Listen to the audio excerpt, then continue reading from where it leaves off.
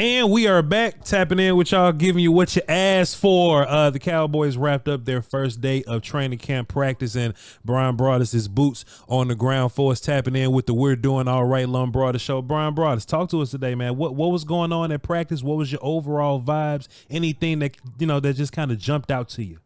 I'll tell you what, it's always great to be with you, Voch. So happy to be in camp, and can't wait till you're out here with us.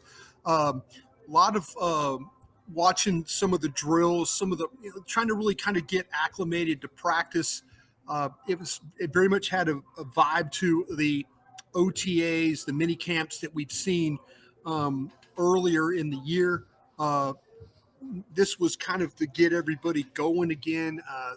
It was a lot of the 7-on-7 stuff, not so much with the offensive and the defensive line things. It was more involved with some of the receivers, defensive back, stuff like that. So you had some guys that showed up really well on both sides of the ball. Quarterbacks threw the ball pretty well. Coverage on the outside, I thought the secondary did a really nice job today, Voch, especially when all of a sudden there's coverage and now quarterbacks are having to move in order to find space. Dak was having to move a little bit. Trey Lance having to move. Cooper Rush having to move a little bit. And so that tells me that all of a sudden you get coverage in the secondary. Deron Bland carrying routes inside, doing a really nice job there. Keeping an eye on these safeties to see how they're playing. But Tolbert, I thought, had a nice day catching the football, coming back to the football. Brooks had a couple of catches that he was able to make. Lance tended to throw the ball a little bit more underneath than the other quarterbacks trying to get the ball down the field. You're seeing these seam routes where the tight ends are trying to get vertical. The routes are trying to get vertical. Trey Lance was a little bit more in that check down mode. And I don't know if it was nerves from practice or it was just, hey, this is what I see. Because like I said, Voch, the coverage on the back end of it was guys, blue shirts running with white shirts. And I would say it's a pretty good day for the secondary. Just something that jumped out to me, you were mentioning Lance. If he's going to beat Rush, you would imagine that he would lean on the arm talent and the athleticism, because that's kind of where he beats him. Trey Lance is just a more talented guy.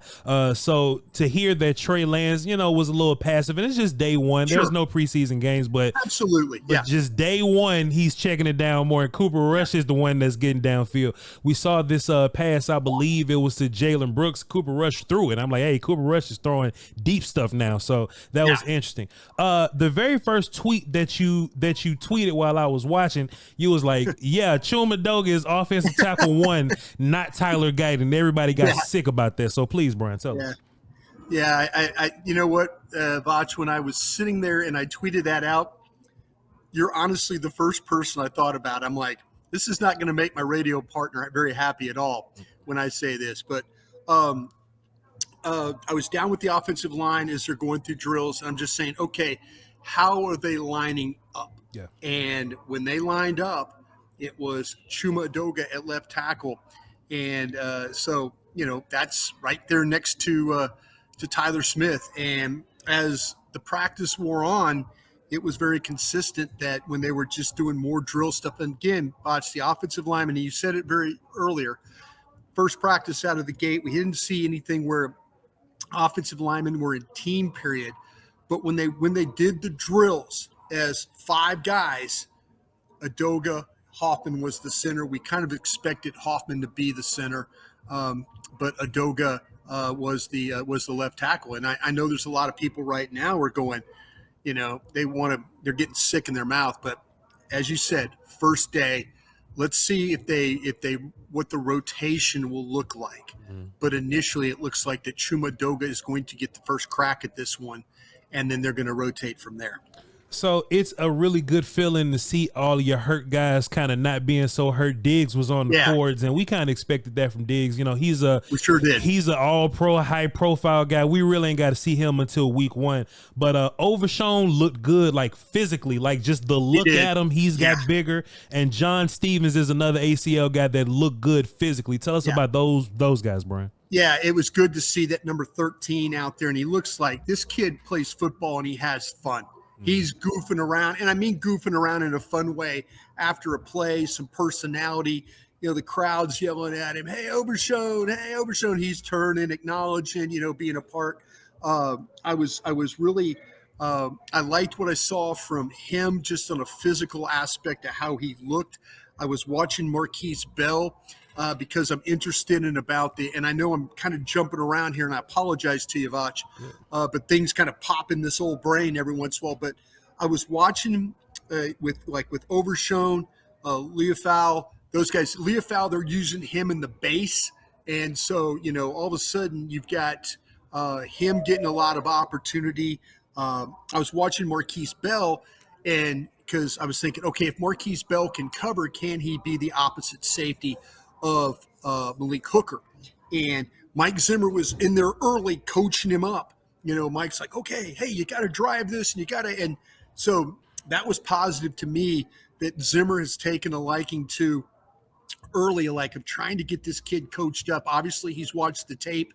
He's seen the ability to tackle, the ability to be smart, the toughness about him. So that part of it was good. How about Micah Parsons playing a little coverage? Again, I'm sorry, Voch, I'm jumping around here. But it's just defense. It's like guys, and they're just throwing guys on the field, and you're just noticing things. Micah Parsons gets thrown in covers on John Stevens, carrying John Stevens on a route to where he doesn't let John Stevens get away from him. I'm like going, whoa. Okay, Micah Parsons moving around a little bit. We saw some flip-flopping of the edges here. Tank Lawrence playing as a right edge, and you have Williams playing the left edge. And then they would flip-flop back and forth. So it was like, oh, Tank Lawrence, right edge. Oh, okay. I'll see what we're doing here. So it was nice to see Mazi was in there.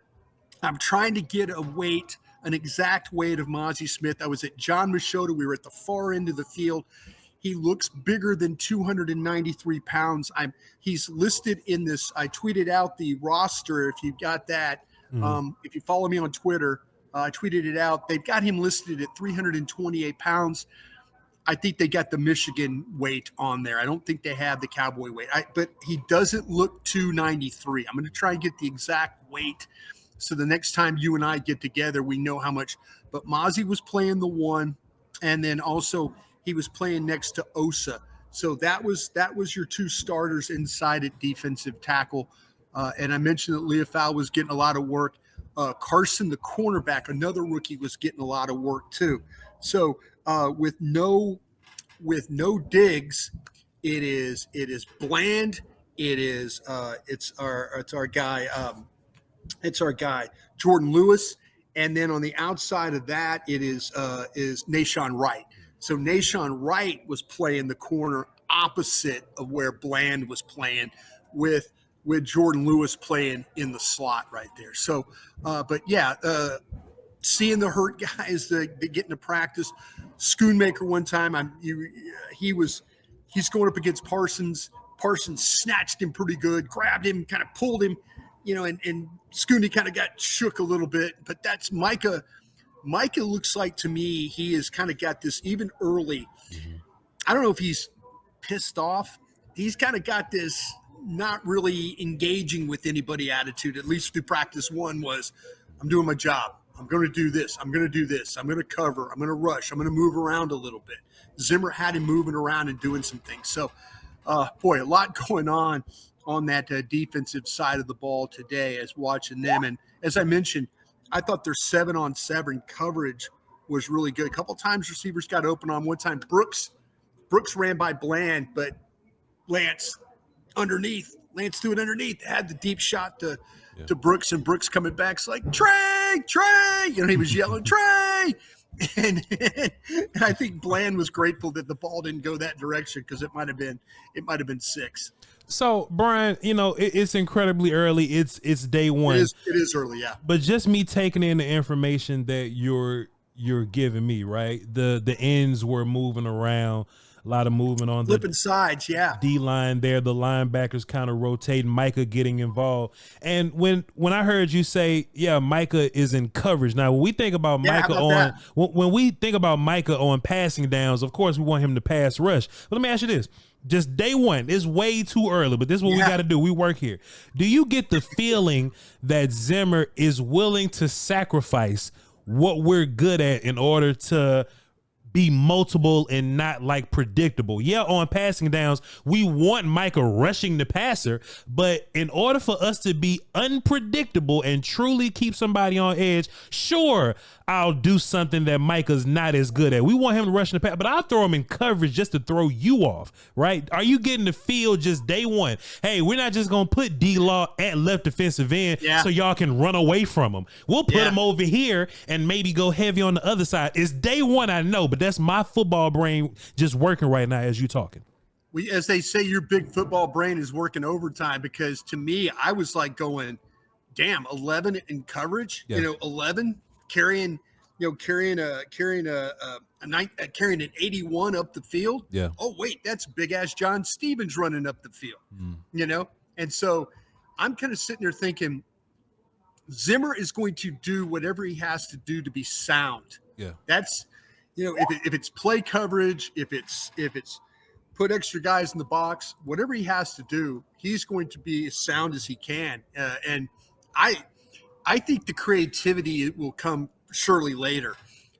He is moving guys around, which just day one, practice one. We're just reporting what we see. There's a lot. Hey, I'm going to be here till August 21st watching this every day, and Voch and I will be talking about it for you.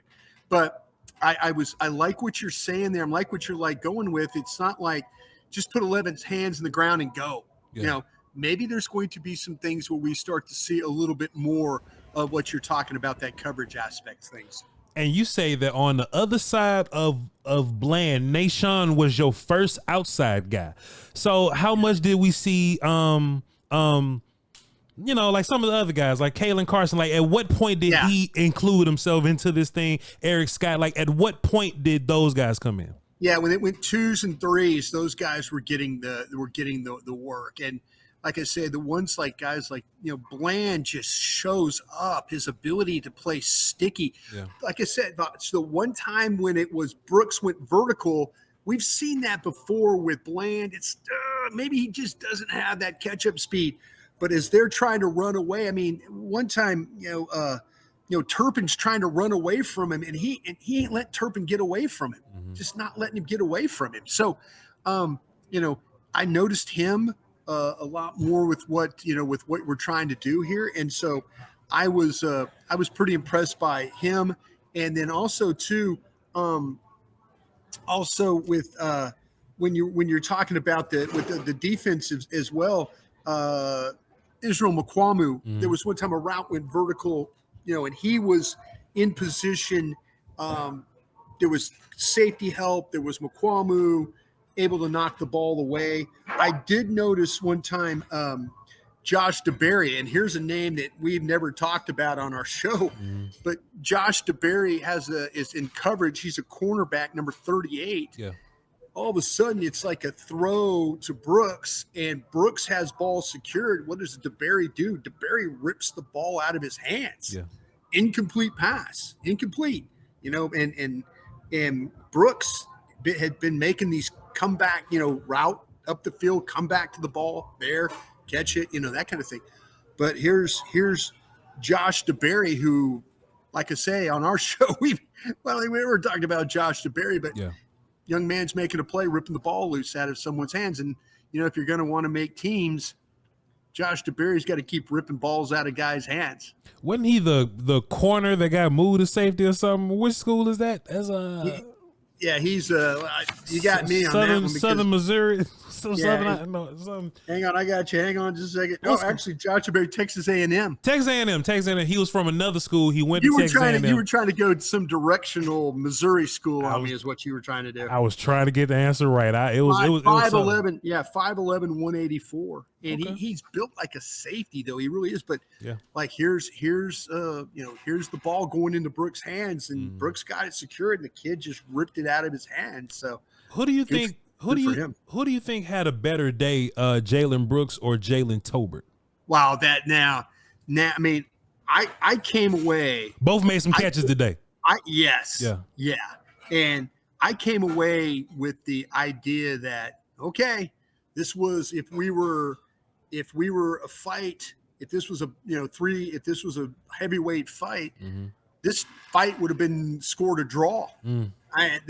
Brooks made some really nice catches on some routes. Brooks' routes were really, really good.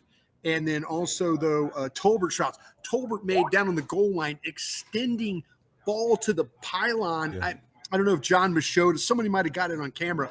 But he drives it, and he comes back to the pylon, front pylon, extends, leans to his left, grabs the ball, lays out to grab the ball on the goal line, and then Dak throws the touchdown to Brooks with Wilson covering on the other side. I think it was Brooks he threw to the other side, but yeah, it was a good catch, and then it was a next play touchdown with Wilson in coverage. Let me see who I had that, but go ahead. I think that. Let's see, we got there. You go, right there. Look at you, man. How'd you get this? Hey, man. Where'd you get this? I'm Voch Lombardi, man. What you do? You think? What you mean, man? Hey, man, I am not dealing with a slapdick here for sure, man. I'm telling you what. Yeah, and there you go. Yeah. Hey, look at you, man. God, we're sitting around all day pulling clips. Hey, man, what we doing here? I guess I got two more for you. But that was Tolbert. That was Tolbert today, man. Sure. That was Tolbert today. Yeah. So when you looked at the linebackers, I know you was doing a lot and you was on the fly. Who came out with Kendricks first? You know what I mean? Like, who was that first guy out? How much did they rotate? I saw Clark on the field a little bit. I couldn't get a good idea where he lined up. What was our linebacker rotation look like? Okay. Clark a lot, and Leofau was the base. Mm-hmm. So when they went nickel or when they went base, they took Overshone off the field one time I saw and put Leofau on there. So when McCurley, the linebacker coach, went base, Leofau went onto the field. So it was a lot. There was a lot going on. You did see a lot of Clark on the field, and then you did see Leofau and Kendricks and Overshone and all those guys getting a lot of different work there. So you don't get the feeling that they're slowing somebody Demo's on the injury tip from last year, but you don't feel like they're babysitting Demo, like he's involved and he's running around. Dude had his helmet on the whole time. Zimmer with the communication system, green dots, here we go, kind of a deal. Yeah. So they throw Clark deep in, Leofau deep in. They're throwing all these guys out in the deep end and letting them swim a little bit here with the rotations. So Overshone's a green dot guy now. That what you're saying? It was Clark that had his helmet on the whole time. Okay, Clark. When they went to this final period where they call it two spot. Okay. And they split the teams up. Yeah. And when Clark kept his helmet on the whole time, and then Zimmer was making communications and stuff. So Clark ain't finna be calling no plays, man. Get a helmet to somebody else and quit playing. So what that looks like is just like the offensive line. They kind of want the young guys to earn it a little bit. So they got Clark a bunch, and they got Kendricks working together, and they're rotating Overshone and Leofau. So they're making the young guys work for. It made my head spin today. I was watching a lot of football today. Yeah, get over yourself. I got one more thing too that seems super important here, Bryan Broaddus. How many times did somebody say, "Hey, let me look at that ring," and you kind of flashed on them a little bit, and you know what I'm saying? I didn't. No, I didn't. I'll tell you what, though, in this sunshine, it does shine pretty good out here. So. We just got done interviewing Cooper Beebe. Yeah. And I noticed a couple of times he was kind of looking. He looked at my helmet. You know me, I'm going to make points. I'm like, well, when you just did it on the show. You just put your blocking technique. When you're blocking. Look, Bryan. You didn't notice it, but you was like, "Hey, yo, Voch, good to see you here. Glad to work with you, Voch." Hey, man, I got to put some. You're like, I have to bring some credibility to this show. I mean, you're the most credible guy on this show. I'm a friggin' hack. I'm a hack scout. Oh man, Bryan Broaddus, this was incredible. I know you got a lot to do over there. I know you didn't get a whole bunch of sleep there. I'm gonna let you go. We're gonna tap in tomorrow. Whenever you want to work, I'm at the desk. So tap in with me, and we'll be talking to all of our people. And follow him on social media, Bryan Broaddus. He'll be giving us updates during camp. Go ahead. Yeah, no, I appreciate it. I love being on the platform. I love working on the show with you. If you just bear with us, there's going to be probably some funny shows at funny times, but I want to come on and try and fill everybody in. You ask great questions. I know our audience, they want to know some things too. Maybe we can get some questions one day and kind of knock that out a couple of times, but plan on being with you. Like I said, I'm out here till the 21st. So you guys are going to get sick of seeing me and this guy to my show left right here working. All right, so that's all we got. We are doing all right. That's the name of the pod, Lombardi's Podcast. We'll catch y'all next time. Peace.